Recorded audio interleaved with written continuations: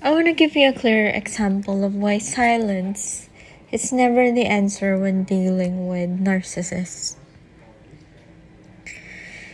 When I began speaking out about the corruption and abuse I witnessed and experienced, they moved quickly to discredit everything,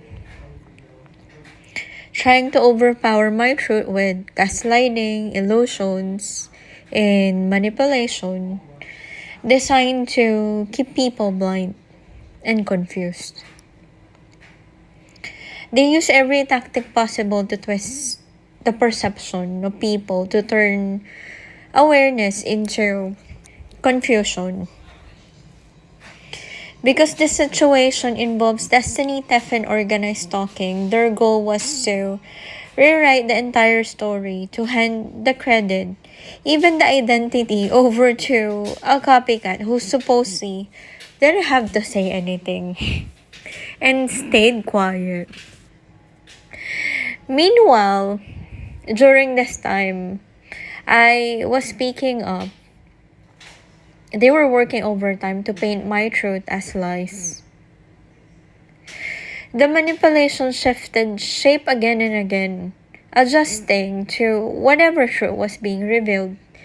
And recently, after exposing some of those truths, I chose silence. But not out of fear. I was silent because evil is predictable. And I wanted to show you how predictable these people are. How, given a moment of silence, they immediately expose their own narcissism. In a narcissist's minds, silence is not reflection, it is permission.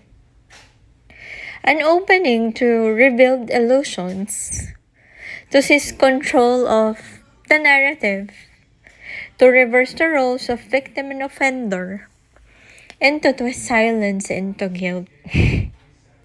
Silence is their favorite environment. It is the space where they can rewrite the story without resistance. So they depend on your silence because silence equals control. When you don't speak, they get to define what is true. Silence equals complicity. They interpret your quietness as fear or surrender.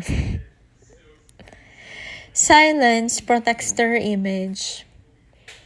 Narcissists worship reputation. And if you stay quiet, they keep wearing the mask. And silence weakens your spirit. When you swallow your voice, you slowly absorb their version of reality, and that will erode your power. Now let me give you a specific example. Remember Astro 5D, the well-known tarot reader I have mentioned before who's part of this targeting? Well, the one who has been fixated on antagonizing a Queen of Wands archetype for years. And we all know that's a symbolic gaslighting. So considering that this Queen of Wands is their target, well, every story she's told about this Queen of Wands has been nothing more than illusion. Fabricated narratives meant to distort perception. Now, in her most recent readings, one titled Defcon is having a meltdown.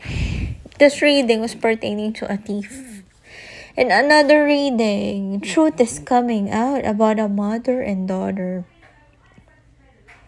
You see, if you take a pause and study her readings, she has the same supposed villain in every one of her stories. And that pattern alone, it tells you everything. Obsession. When a person keeps recycling the same enemy, it is not intuition, it is fixation. Most especially if there's no real evidence that this character truly exists, but only exists only in their narratives. So according to her latest narrative, this so-called villain ties her self-worth to who chooses her just to be in a relationship, and is trying to keep another person via tricks, and is lying, stalking a water sign, and is unraveling. A typical storyline in the karmic reader community. These karmic tales are almost always rooted in jealousy, competition, and triangulation. The structure is predictable. A love triangle, a hysterical villain, a divine protagonist. It's a recycled formula built to demonize someone. Usually the one that they're truly targeting. And in those same two readings, she kept repeating how this villain was lashing out. But if you truly pay a close attention to the deeper pattern, you will see what's really happening. That these individuals, these orchestrators of gang stalking, is intentionally provoking the person that they are truly targeting via lies, false accusations, and just bullshit. So they poke, they trigger, they manipulate, hoping that the victim reacts. Why? Because they are narcissists whose end goal is to make their target look unhinged. Because if you notice the pattern, in almost all of her readings, her villain is an unhinged villain. Crazy or a liar. And here's the irony, she also accused someone of creating illusions and stories about a Queen of Cups. But prior to this, we all know that I was speaking about this group of people endlessly creating illusions. But after I went quiet for a while, she tried to mirror my own situation. Now, if she's not the villain in her narratives, who do you think is the villain in her narratives? When in truth, it has been them all along. These same tarot readers crafting lies, illusions, false narratives about their chosen target. The never-ending strategy of the fools.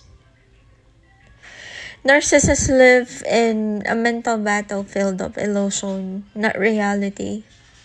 And in their world, truth doesn't matter. Winning does. Every interaction, every silence, every gesture is a contest for dominance. So they don't seek peace, healing, or understanding. They seek control of perception. So when you go quiet, they take it as a cue to stage a false victory. It is in the pattern of the readings where it will always be about someone winning and losing. In short, it's all about competition. Your silence becomes their proof in their mind that they have won. They rewrite the story, declare triumph, and parade illusions as evidence of superiority. But of course, this victory is hollow and stupid. It is built on deceit, projection, and smoke. And because they cannot rest without constant validation, they must keep playing the same game again and again. Hence, the never-ending strategy of the fools. creating more and more illusions. There are illusions out there that they were creating a narrative about a friend lying about this poor victim of theirs. And this is prominent all over this karmic community. Karmic paid community.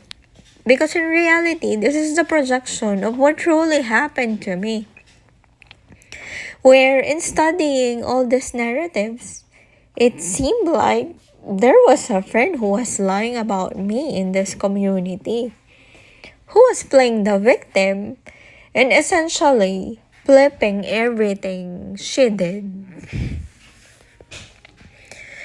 So why is competition is the main theme for all of this? Well, because this is the pathological mindset of narcissistic and psychopathic personalities who views life as a zero-sum game where someone always wins and someone must lose. This reader was saying, the villain is unraveling. Well, at the intersection of narcissism and psychopathy lies emotional sadism. They enjoy watching others unravel. The competition isn't about winning a game. It's about proving dominance through psychological conquest. They need a silence because our voice disrupts their fantasy. They need us reactive because our composure exposes their instability within them. And when I'm thinking about it, if I am your villain, who the fuck are you? Because without a villain, you're irrelevant. Here's the truth. Illusion always decays. Time exposes lies. Patterns reveal themselves. Triumphing with illusions is spiritual rot. Self-destruction in motion. In truth dismantles what is untrue. And it has nothing to do with your likes.